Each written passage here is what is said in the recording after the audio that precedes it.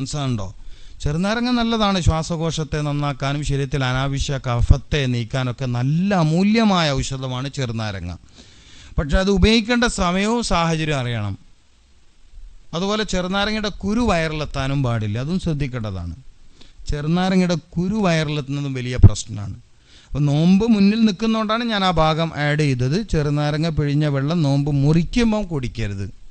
മുറിക്കുമ്പോൾ സുന്നത്ത് മുറുകെ പിടിച്ചുകൊണ്ട് ഈത്തപ്പഴവും പച്ചവെള്ളവും. പിന്നെ ഷമ്മാമ കഴിക്കാം ഫ്രൂട്ട്സിൽ, ഉറുമാമ്പഴം കഴിക്കാം ഫ്രൂട്ട്സിൽ, അത്തിപ്പഴം കഴിക്കാം ഫ്രൂട്ട്സിൽ, അങ്ങനെ പോകണം. ബത്തക്കയും പൈനാപ്പിളൊക്കെ നോമ്പ് മുറിക്കണ സമയത്ത് ഭക്ഷണത്തോട് ആർത്തി കൂട്ടും, വെറി കൂട്ടും. നോമ്പ് മുറിക്കുന്ന നേരത്ത് നമ്മൾ പൈനാപ്പിൾ ജ്യൂസ്, മുന്തിരി ജ്യൂസ്, ബത്തക്ക ജ്യൂസ് അല്ലെങ്കിൽ ബത്തക്കയുടെ പീസ്, പൈനാപ്പിളിൻ്റെ പീസ് ഫ്രൂട്ട്സാണെന്ന് പറഞ്ഞ് കഴിച്ചാൽ ഭക്ഷണത്തോട് ആർത്തി കൂട്ടും. കഴിക്കണ ഭക്ഷണത്തിൻ്റെ അളവ് കൂടിപ്പോവും. ഇപ്പോൾ നിങ്ങൾ കണ്ടിട്ടില്ലേ, പഴയ കാലത്തൊക്കെ ഈ നിരാഹാര സമരം കിടക്കുന്ന മഹാനായ രാഷ്ട്രീയ നേതാവ് എങ്ങനെ നിരാഹാരം അവസാനിപ്പിക്കുക? ചെറുനാരങ്ങ നീര് കൊടുത്തിട്ടാണ്. കേട്ടിട്ടുണ്ടോ? ആ വിഷയം കേട്ടിട്ടുണ്ടോ? എന്നെങ്കിലേ മനസ്സിലാവുള്ളൂ. എന്താ നീര് കൊടുക്കാത്തത്? കുറേ കാലം ഇവൻ ഒറിജിനലായിട്ട് പട്ടിണി കിടന്നിട്ട് പിന്നെ ഇവനിക്ക് ഭക്ഷണത്തോട് താല്പര്യം വരണമെങ്കിൽ ആദ്യം ചെറുനാരങ്ങൻ്റെ നീരങ്ങെത്തണം. അപ്പോൾ ഇവനിക്ക് ആർത്തി വരും, ഇല്ല ഇവന് തിന്നാൻ പറ്റൂല.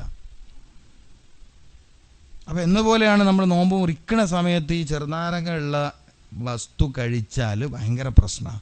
എന്നതുപോലെ വല്ലാണ്ട് കരിച്ച് പൊരിഞ്ഞ വസ്തുക്കൾ നോമ്പ് മുറിക്കണ സമയത്ത് കഴിച്ചാലും വയറിന് വലിയ പ്രശ്നമാണ്. ഇബാദത്തിൽ വലിയ ആലസ്യം വരികയും മടി വരികയും താല്പര്യം കുറയുകയും നോമ്പ് ഫസാദായി തീരുകയും ചെയ്യും. ഒരു മനുഷ്യൻ ആത്മീയമായി നശിക്കുന്നതും ഭൗതികമായി നശിക്കുന്നതും വയറ് നിറയുമ്പോഴാണ്. ആത്മീയമായ നാശം അങ്ങനെ വരുന്നത്. ഭൗതികമായ നാശം വരുന്നത് പോലെ ആത്മീയമായ നാശവും ഒരാൾക്ക് വരുന്നത് വയറ് നിറയെ ഭക്ഷണം കഴിക്കുന്നത് കൊണ്ടാണ്. ചോറ്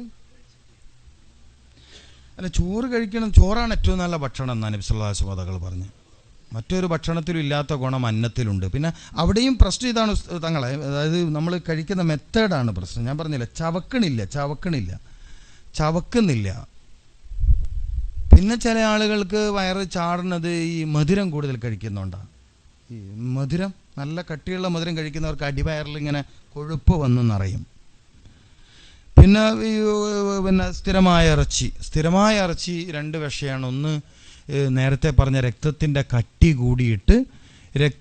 കട്ടി കൂടി സർക്കുലേഷൻ കമ്മിയായി പല പ്രശ്നങ്ങളും അവർക്ക് വരും. രക്തത്തിൽ ഇരുട്ട് കൂടിയിട്ട് മാരകമായ പല രോഗങ്ങൾക്കും അത് കാരണമായി തീരും. ആട് കഴിക്കണം നല്ലതാണ്. കറുത്ത തോലുള്ള ആടാണ് കൂടുതൽ ഗുണം ചെയ്യുന്നത്. കറുത്ത തോലുള്ള ആൺ ആട്ടിൻ്റെ മാംസത്തിനാണ് കൂടുതൽ ഗുണമുള്ളത്. അതും ബാക്കിലെ കാലിനോട് ചേർന്ന ഭാഗം, അതുപോലെ മുതുകിനോട് ചേർന്ന ഭാഗമൊക്കെയാണ്. നബി സല്ലല്ലാഹു അലൈഹി വസല്ലം തങ്ങൾ അതൊക്കെ ചോദിച്ചു വാങ്ങിയിട്ട് കഴിക്കാറുണ്ടായിരുന്നു. രാവിലെ എഴുന്നേറ്റ ഉടനെ വെള്ളമല്ല കുടിക്കേണ്ടത്, രാവിലെ എഴുന്നേറ്റ ഉടനെ പഴമാണ് കഴിക്കേണ്ടത്. കാലി വയറിന് നല്ല ചോദ്യമാണ് കേട്ടോ, വളരെ ഇമ്പോർട്ടൻ്റ് ആയ ചോദ്യമാണ് ചോദിച്ചിരിക്കുന്നത്.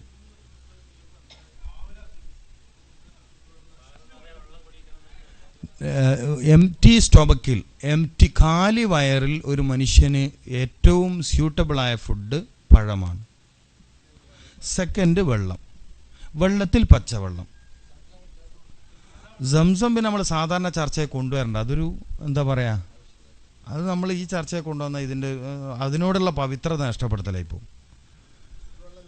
അത് പിന്നെ നമ്മൾ വെള്ളം എന്നുള്ള ആൾക്ക് കുടിക്കണമല്ലല്ലോ, സംസം കുടിക്കണത്. ഓക്കെ, അൽഹംദുലില്ലാ, നല്ലതാണ്, നിങ്ങളുടെ ഒരു ഭാഗ്യമാണ്. പക്ഷെ ആ കുടിക്കുന്ന ആളുടെ മെൻറ്റാലിറ്റി ക്ലിയർ അല്ലെങ്കിൽ സംസമിൻ്റെ ഗുണം അയാൾക്ക് കിട്ടില്ല.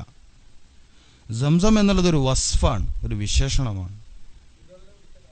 മനസ്സിലായില്ലേ? മാഉ സംസം ലിമാ ശുരിബ ലഹു. കുടിക്കണോന് എന്തിനാണോ കുടിക്കണത്, ആ കുടിക്കണ നേരത്ത് എന്താണോ അയാളുടെ മനസ്സ്.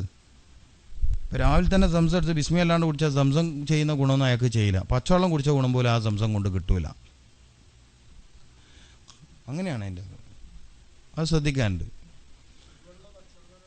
പച്ചവെള്ളം തന്നെയാണ് എല്ലാ കാലാവസ്ഥയിലും ഏത് മനുഷ്യനും പച്ചവെള്ളമാണ്. ഇപ്പം അലർജി, തുമ്മൽ രോഗമുള്ളവരൊക്കെ സത്യത്തിൽ ആ രോഗം നിലനിൽക്കുന്ന പച്ചവെള്ളം കുടിക്കാത്തതുകൊണ്ടാണ്.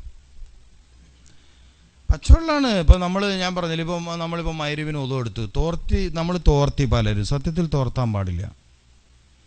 കുളിച്ച ശരീരം തോർത്താൻ പാടില്ല. ഇസ്ലാമിൻ്റെ അധ്യാപനം എത്ര വലുതാണ്. ഇപ്പോൾ ഗൾഫിൽ നിങ്ങൾക്കൊക്കെ നല്ല ആരോഗ്യം ഉണ്ടാവണമെങ്കിൽ നിങ്ങൾ ശ്രദ്ധിച്ച് നോക്കിയാൽ ഒരു 4-5 ദിവസം കുളിച്ചിട്ട് തോർത്താതിരുന്ന് നോക്കിയാൽ നിങ്ങൾ ചെയ്ത് നോക്കി. ഞാൻ പോകുന്നതിനുള്ളിൽ തന്നെ അതിൻ്റെ റിസൾട്ട്. ഞാൻ ഒരാഴ്ച കൂടെ ഉണ്ടല്ലോ, അതിനിടയിൽ എന്തെങ്കിലും കംപ്ലൈൻ്റ് ഒന്നും എന്നെ പിടിക്കാമല്ലോ. തലയും തോർത്തരുത് കറാഹത്താണ് ഫിഖിഹിൻ്റെ കിതാബിൽ. ഫുഖഹാക്കൾ ഭയങ്കര തിബുള്ളവരാണ്. ഇതല്ലേ ആലിമ്യങ്ങളിൽ ഇരിക്കണത്. പള്ളി പണകത്തോ നബിസ്വലാസ്മ തങ്ങൾ മിമ്പറിലേക്ക് താടിന്ന് വെള്ളം ഉറ്റുന്ന രൂപത്തിൽ കയറിയതായി ഹദീസിൽ കാണാനില്ലേ? നിങ്ങൾ ഉണങ്ങിയിട്ട് 10 മിനിറ്റ് കൊണ്ട് ഉണങ്ങും. ഞാനൊക്കെ ഇപ്പം അങ്ങനല്ലേ കുളിക്കണത്.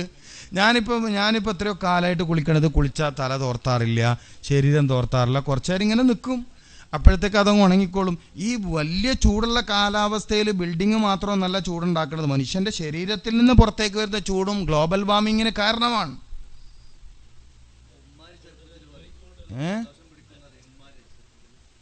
അല്ല, അതിപ്പം ഞാനെന്താ പറയുക, തെറ്റായ വിശ്വാസങ്ങൾ നമ്മളെ സമൂഹത്തിൽ പറഞ്ഞതിന് ഇപ്പോൾ നമ്മളെന്താ പറയുക, ഫുഖഹാക്കൾ ഒരു വിഷയം പറഞ്ഞു എന്ന് പറഞ്ഞാൽ അതിനപ്പുറം ശാസ്ത്രം അന്വേഷിക്കുന്നത് അബദ്ധമാണ്. ഉളു എടുത്താൽ തോർത്തുന്നതിൻ്റെ ഹുക്കും എന്താണ്? കറാഹത്താണ്. എന്താ കറാഹത്തായത്?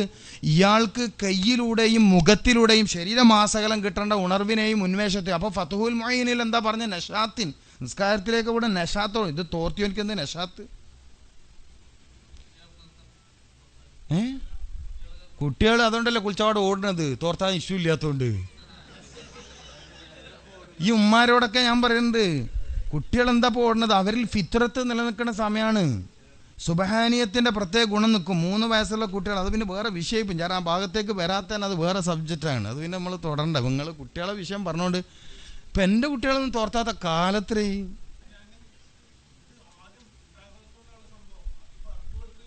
അതെ, നമ്മൾ ഇരിക്കട്ടെ മുമ്പിൽ. തേടുക എന്നല്ല പറഞ്ഞത്, ഉത്തുലുബുൽ ഇൽമാന്നാണ്. തേടുക, അന്വേഷിക്കുക, പറഞ്ഞു കൊടുക്കുക എന്നല്ല. ഉത്തുലുബ്, നീ തേട്, നീ അന്വേഷിക്കുന്നതാണ്. അല്ലാണ്ട് പറഞ്ഞു കൊടുക്കുക എന്നുള്ളതല്ല. നീ ചൈനയിലാണെങ്കിൽ മദീനയിലോട്ട് വാ, അലൂബിസീൻ. ചൈനയിലാണെങ്കിൽ ഇങ്ങോട്ട് തിരിച്ചു വരി, എന്നിട്ട് ഇവിടെ വന്നിട്ട് പദം പഠിക്കുക, ദീൻ പഠിക്കുക. നമ്മൾ തേടുന്നില്ല, നമ്മൾ അന്വേഷിക്കുന്നില്ല. വസ്തുത അതാണ്. തേടിപ്പിടിക്കുക എന്നുള്ളതാണ്. അല്ലാണ്ട് ആളെ കണ്ടെത്തിയിട്ട് പറഞ്ഞു കൊടുക്കലില്ല. ഇപ്പം മദീനയിലേക്ക് മിസ്അബിനെ പോലെയുള്ള ആളുകൾ ഖുർആൻ പഠിക്കാൻ വേണ്ടി അന്വേഷിച്ചു വന്നു റസൂലുള്ളാഹിൻ്റെ അടുത്ത്.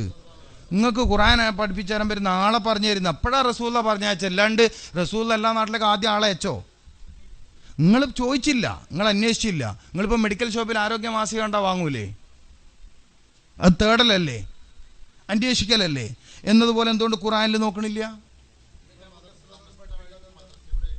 ഇൻഷാ അല്ലാഹ് വരും. അങ്ങനെ ഒരു കാലം വരാൻ പോവാണ്. PKP മഹാനായ സംസ്ഥയുടെ വിദ്യാഭ്യാസ ബോർഡ് പ്രസിഡന്റ് ഈ കാര്യം ചർച്ച ചെയ്തിട്ടുണ്ട്. കണ്ണൂർ ജില്ലാ മുഷാവറ ഇത് ചർച്ച ചെയ്തിട്ടുണ്ട്. ബഹുമാനപ്പെട്ട സംസ്ഥയുടെ അധ്യക്ഷൻ സയ്യിദ് ജിഫ്രി മുഹമ്മദ് മുത്തക്കോയ തങ്ങളുടെ ശ്രദ്ധയിലേക്ക് ഇത് എത്തിയിട്ടുണ്ട്. ഇൻഷാ അല്ലാഹ് വരും. കാലോചിതമായ എല്ലാ പരിഷ്കരണങ്ങളും സമസ്ത വരുത്തിയിട്ടുണ്ട്. ഒരുപക്ഷെ സമൂഹത്തിൽ സമസ്ത നടത്തിയ പരിഷ്കരണം എന്ന് പറയുന്നവർക്ക് ഇതുവരെ എത്താൻ പോലും എത്താത്തടുത്ത് സമസ്ത എത്തിയിട്ടുണ്ട്. അത്രയും ഹൈ ക്വാളിറ്റി എന്താ പറയുക വിദ്യാഭ്യാസമാണ് സമസ്ത നൽകുന്നത്. കാലോചിതമായി ഞാനിപ്പോൾ പറയാലോ, സൗദി യൂണിവേഴ്സിറ്റിയിൽ ഇൽമുൽ ബയാൻ എന്ന വിഷയത്തിൽ റിസർച്ച് പ്രബന്ധം അവതരിപ്പിച്ച ആളാണ് ഞാൻ. എഫക്റ്റീവ് ടീച്ചിങ് എന്ന വിഷയത്തിൽ എങ്ങനെയാണ് ഏറ്റവും നല്ല അധ്യാപനം നടത്തേണ്ടതെന്ന വിഷയത്തിൽ. അതുകൊണ്ട് തന്നെ CBSE സിലബസ് എന്താണ്, മറ്റുള്ള സിലബസ് എന്താണ്, കേന്ദ്രീയ വിദ്യാലയം എന്താണ്, എനിക്ക് നന്നായിട്ടറിയാം. സെൻട്രൽ ബോർഡ് എന്താണ്, കേരള സിലബസ് എന്താണ്, ഇത് പഠിപ്പിക്കാൻ പറ്റുന്നതാണോ, ഇത് സിലബസ് ക്ലിയർ ആണോ, കറക്റ്റ് ആണോ എന്നൊക്കെ ഞാൻ നന്നായി പഠിച്ചിട്ടുണ്ട്. നമ്മൾ ഗൾഫിൽ നിന്ന് ആയിരക്കണക്കിന് രൂപ ഫീസ് കൊടുത്തിട്ട് അവിടെ CBSE എന്ന് പറയുമ്പോൾ CBSEയിൽ സത്യത്തിൽ 10ാം ക്ലാസ്സിന് മുമ്പുള്ള സിലബസ് ഇല്ല. നിങ്ങൾക്കറിയത് ഉണ്ടോ? ഉണ്ട്, നിങ്ങൾ പണിച്ചേരി. അപ്പോൾ CBSE LKG UKG RKG എന്ന് പറഞ്ഞ് പഠിപ്പിച്ചതോ? നിങ്ങൾ പറയ്. RKG ഞാൻ കൂട്ടിയതാ. RKG ആളെ മണ്ടന്മാരൊക്കെയാണേ. നിങ്ങൾ പഠിപ്പിച്ചിട്ടില്ലേ? എൻ്റെ കുട്ടി CBSE പഠിക്കണ്. എത്രയിൽ? 7ാം ക്ലാസ് CBSE സിലബസ് ഉണ്ടോ മഹാനെ? നിങ്ങളെന്ത് മണ്ടത്തരാ പറയണത്? പോട്ട് സാരമില്ല, ഏതായാലും കുറച്ച് പൈസ പോയി കിട്ടി, അത്ര സാരമില്ല. അങ്ങനെ എന്തൊക്കെ ഉണ്ട്, പോട്ടെ. നമ്മൾ പറഞ്ഞത് കുളിക്കണ വിഷയമാണല്ലേ.